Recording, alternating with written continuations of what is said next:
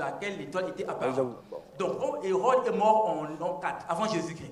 Et lorsque vous prenez cet élément-là, et vous remontez 2 ans par rapport à l'étoile était apparue, vous tombez en l'an 6 avant Jésus-Christ. Donc, Jésus-Christ est né le 25 mai, c'est-à-dire le 25 mai du mois de Sivan et de l'année l'an 6 avant Jésus-Christ. Donc tout est calculable. Donc c'est à nous les pasteurs qui doivent donner les éclaircissements et la précision. Vous savez, s'il vous plaît. Au plan spirituel. Mais on ne doit pas être comme dans la Bible, l'histoire par exemple au temps de Joseph, de Daniel, où les gens étaient incapables autour du roi pour apporter la lumière. Mais Daniel qui était à Babylone, il a prié, Dieu l'a montré la note là. Je peux prendre un peu de votre temps. Monsieur, là, et c'était pareil également pour Joseph. Donc vous avez la révélation, mais quand c'est le cas de l'enfant Jésus, on n'arrive pas. Donc au cas où on n'arrive pas à apporter les précisions. Mais vous acceptez tel que là on n'arrive pas, et maintenant dites la vérité, tel que je le dire chez le pasteur, plutôt chez le prêtre, vous avez le devoir de dire la vérité. Si vous le savez que Jésus-Christ n'est pas né réellement ça, dites ça aux chrétiens. Qu'on connaissait cette date-là et puis qu'on rende les choses d'une autre manière. Donc moi je pense que la vérité doit être dite. Au cas où on n'arrive pas, la date du 25 mai que nous avons mis en valeur, et c'est cette date-là qui est la vraie date. D'accord. On peut me rebondir un instant. Ok, merci beaucoup. Je voulais d'abord dire que, en réalité, on ne va pas se perdre ici dans tout ce qui est gematria, la valeur numérique des mots, comme avait commencé mon frère ici. On n'est pas venu faire étalage de nos connaissances pour impressionner. C'est ce que j'ai appelé du sophisme ici.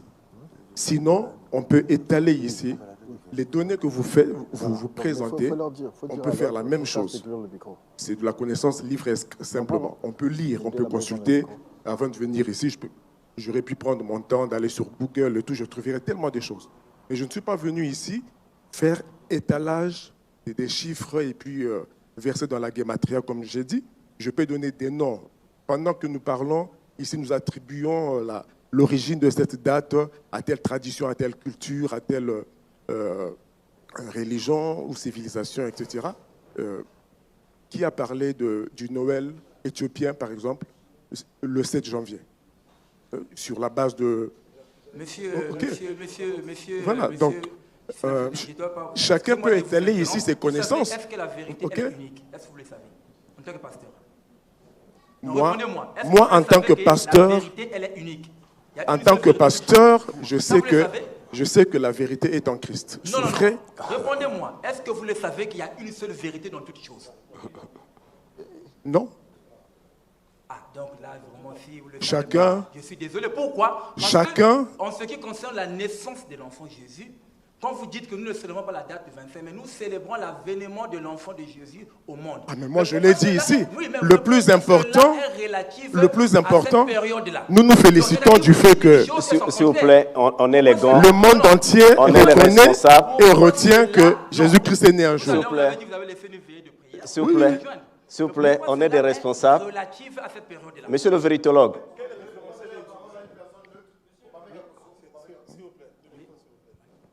En tout cas, merci.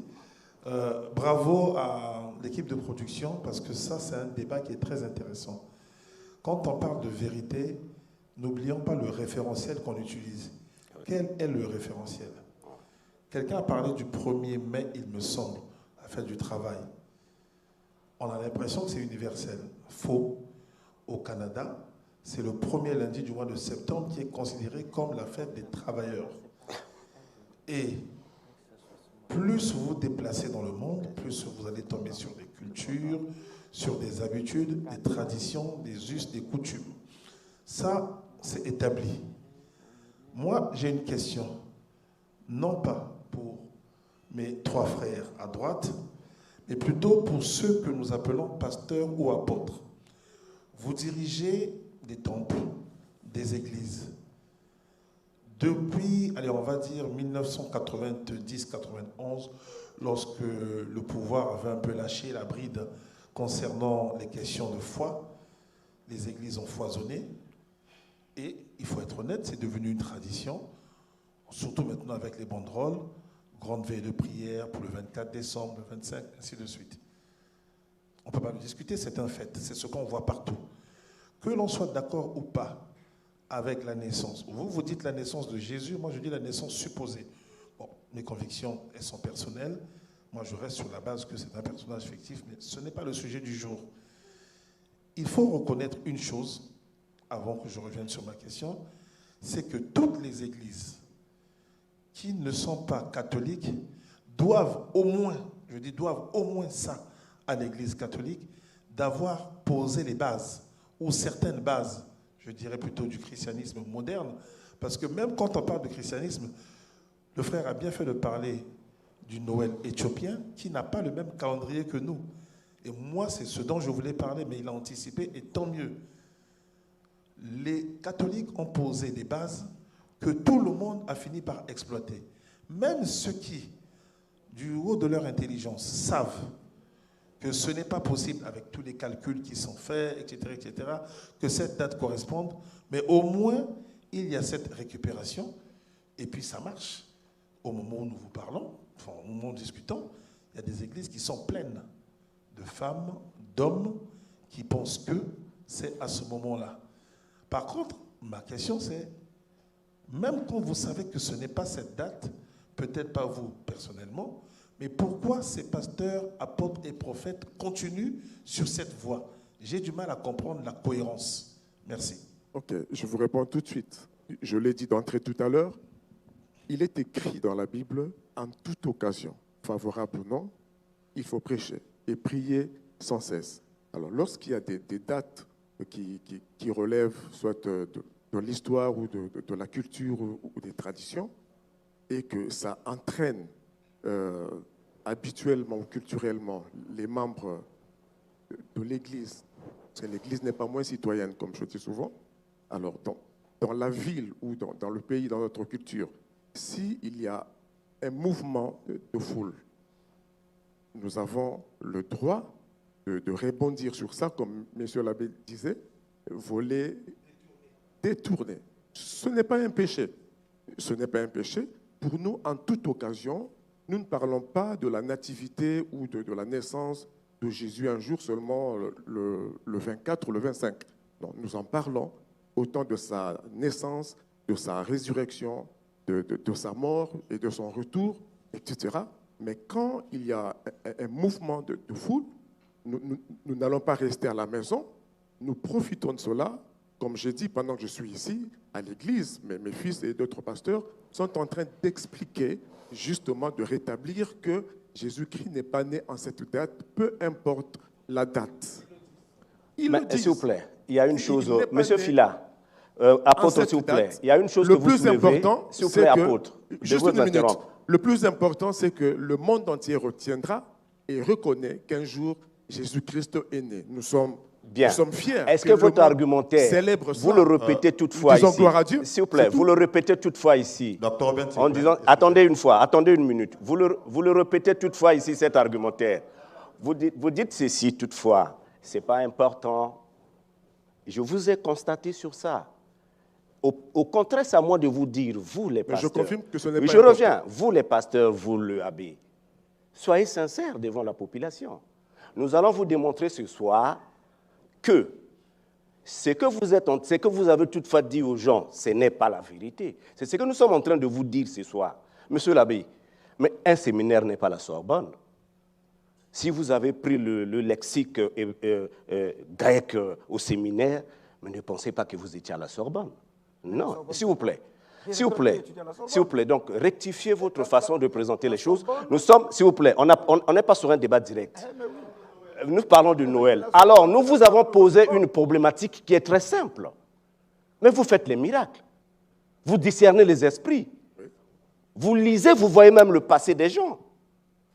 Si vous me donnez la date exacte, je deviens chrétien ce soir, je vais aller prier avec vous. Pourquoi ? Pourquoi je vous le dis? J'arrive. Pourquoi je vous le dis? Voilà, je vous le dis pourquoi. Bêtement, je vous le dis, Bourdieu a dit ceci.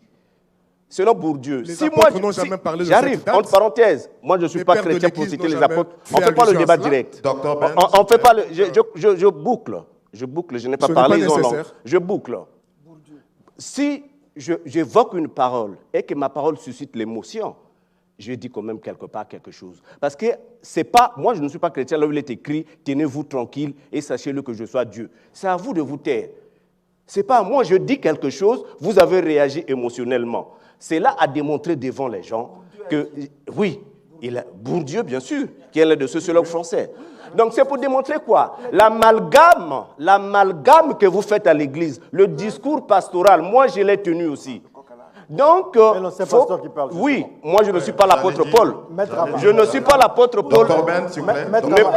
Et ne pensez pas. Docteur Ben, s'il vous plaît. Non. Docteur Ben, s'il vous plaît. Je dis ceci. S'il vous plaît. Docteur Ben, laissez-moi je boucle. Docteur Ben, écoutons Maître Ama. Docteur Ben, s'il vous plaît, vous avez suffisamment parlé. Le débat, c'est sur la Noël, la naissance de Jésus. Bien, vous savez, le christianisme s'est fondé sur des grandes connaissances spirituelles. Sur des grandes connaissances spirituelles. Je ne vais pas faire un débat de religion, mais nous irons à l'essentiel. J'ai entendu des hommes de Dieu, des spirituels ici parler de la naissance intérieure de Jésus, ce qui n'est pas du tout de Yeshua. Moi, j'aime bien l'appeler par Yeshua. Ce qui n'est pas faux. Ce qui n'est pas faux parce que cette théorie est née d'un enseignement hermétique qui dit que tout être humain doit atteindre la conscience christique. En fait, tout humain doit escalader la conscience christique. Et donc, en chacun de nous, pasteurs, spirituels, maîtres, initiés, etc., tout le monde doit faire naître en lui le Christ. Le Christ, pas en tant qu'humain, pas en tant que quelqu'un qu'on crucifie avec des pointes et tout, pas quelqu'un qu'on peut chicoter et tout, pas un humain, pas fils de XY, mais le Christ en tant que conscience. Et donc, la religion qui a transmis depuis la nuit des temps des enseignements exotériques de la spiritualité, a utilisé un message, je peux dire, métaphorique. C'est un message métaphorique. Et ce message doit être décrypté par des initiés, par des grands spirituels. Et donc, voir un Christ, sinon même un enfant dirait, mais le Christ en question, chaque année, il naît, Jésus en go, chaque année, Jésus en go, chaque année, à Botamaka. Finalement, on ne comprend plus rien.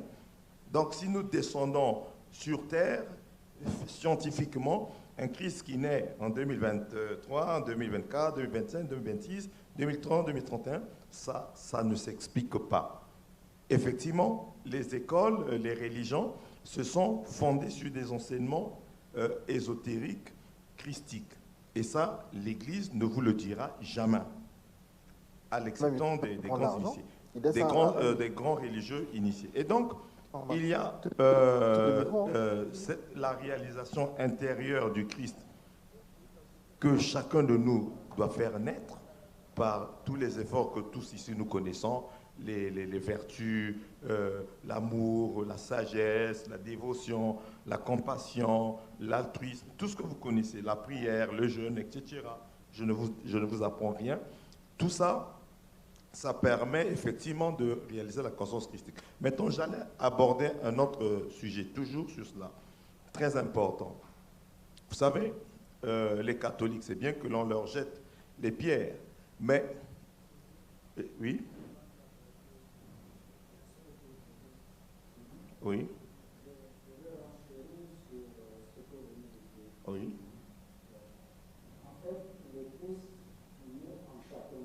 Oui? Les bonnes œuvres oui. que nous faisons, vous voyez, l'amour, les services, la pureté, tout ça, ça concourt à l'éveil de la conscience christique. Mais en fait, c'est ce que la Bible appelle la robe nuptiale d'or. Je suis d'accord avec vous. Dont le mariage de Cana a démontré. Les noces alchimiques. Voilà. Si cette robe n'est pas construite, le reste ne va pas venir. Voilà. En fait, c'est cet enseignement, merci. Voilà. Excusez, je vais chuter. Maintenant, le problème, c'est lequel? tout un chacun peut poser des actes. Bon. Cette robe va se construire, mais la personne ne se rend pas compte que quelque chose est en train de naître en elle. C'est ça le grand problème dans l'avancement. Et beaucoup de gens se découragent parce qu'ils ne voient pas venir le pouvoir, l'inspiration, l'intuition, toutes ces choses qui sont des valeurs importantes pour nous les humains. Mais sans vous couper la parole, c'est ce que l'on appelle ésotériquement le chemin de la croix. Exactement. Et le véritable enseignement rosicrucien repose sur cela. En tout cas, pas seulement l'enseignement rosicrucien, non, je parle pas de l'enseignement. Je ne parle pas de l'enseignement rosicrucien en tant que rosicroix, organisation et tout. Non, suivez-moi bien parce que je ne suis même pas rosicrucien. La croix est une symbolique qui veut dire les épreuves. Est-ce que vous comprenez? Quand le Christ dit que chacun de vous porte sa croix, ça veut tout simplement dire que vous devez, avant d'atteindre le Christ en vous, passer par les différentes épreuves. Exactement. On dit la même chose. Et donc, j'allais continuer, merci. J'allais continuer pour dire que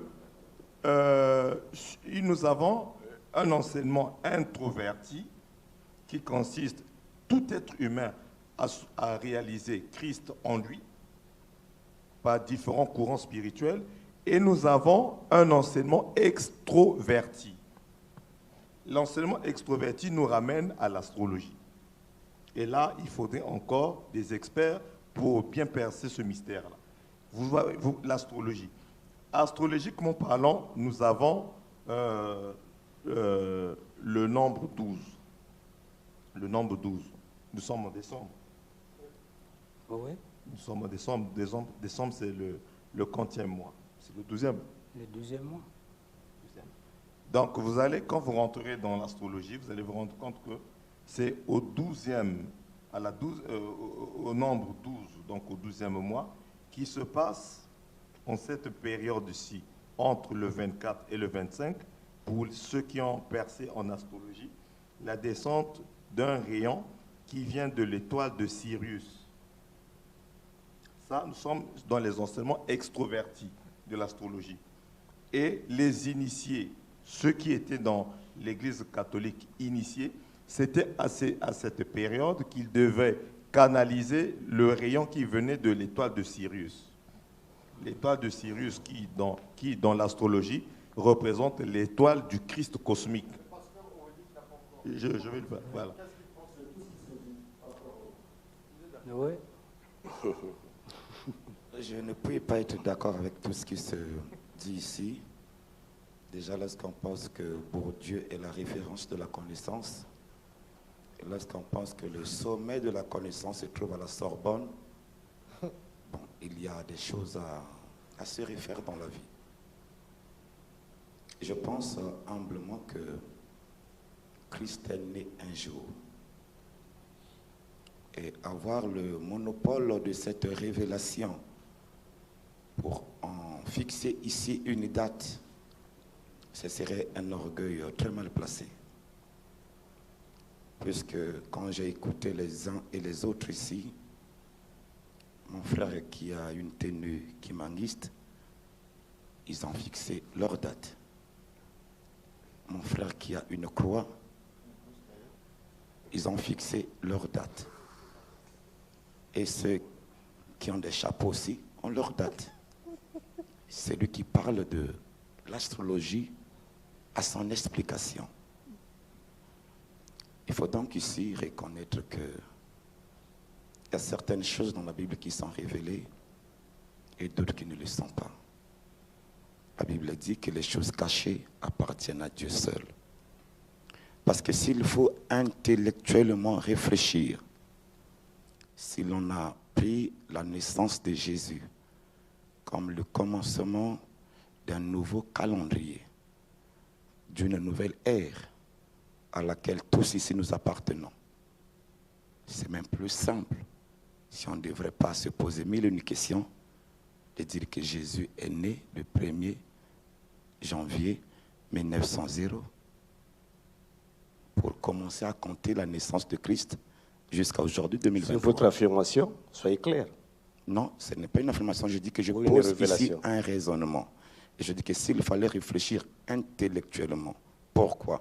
Puisque c'est à partir de sa naissance que l'humanité actuelle, l'ère à laquelle nous appartenons, on dit longtemps avant ou après la naissance de Christ. Et donc la naissance de Christ est une référence, on peut dire universelle, puisque même les musulmans, ils savent que l'hégire, la naissance de Mohamed, à partir de, après Jésus-Christ. Et donc, je me dis que ce serait fausser la route que de prendre un enseignement ésotérique appartenant à un courant spiritualiste ou spirituel ou mystique et pour prétendre expliquer la divinité, pour expliquer les choses qui sont sacrées. Parce que Dieu, s'il faut ici le dire, serait comme la philosophie, la mère de toutes les sciences. Et donc, une seule science, un seul courant de pensée, et ce serait un égarement qu'il puisse prétendre comprendre et expliquer Dieu. Dieu, depuis l'éternité, a toujours été un mystère et il le demeurera jusqu'à ce que le monde ne soit plus monde. Il n'y a pas eu de culte de Noël chez vous aujourd'hui? Le culte de Noël, personnellement, nous n'en avons pas eu. Mais je peux ici m'exprimer en tant qu'individu, en tant que Congolais. Je souscris à l'idée que Noël ne correspond pas à la naissance de Jésus, mais elle correspond à une fête humaine. Et quand vous en voyez bien l'origine, il n'y avait rien de tout ce que l'on peut ici raconter. Parce que pour moi, s'il faut que les enfants, évidemment, s'amusent, ils en ont le droit. Et nos parents avons le devoir de pouvoir permettre aux enfants de se réjouir. Mais Noël est plutôt une fête commerciale. Regardez, sur la base de quel livre biblique nous avons pu tirer aujourd'hui les couleurs de Noël, les couleurs symboles de Noël. Nous avons le rouge, nous avons le blanc. Quel est le verset biblique? Quel est l'appui scripturaire qui puisse soutenir cela? Donc ça devient un champ de commerce pour les uns et les autres qui ont beaucoup d'affaires à y gagner.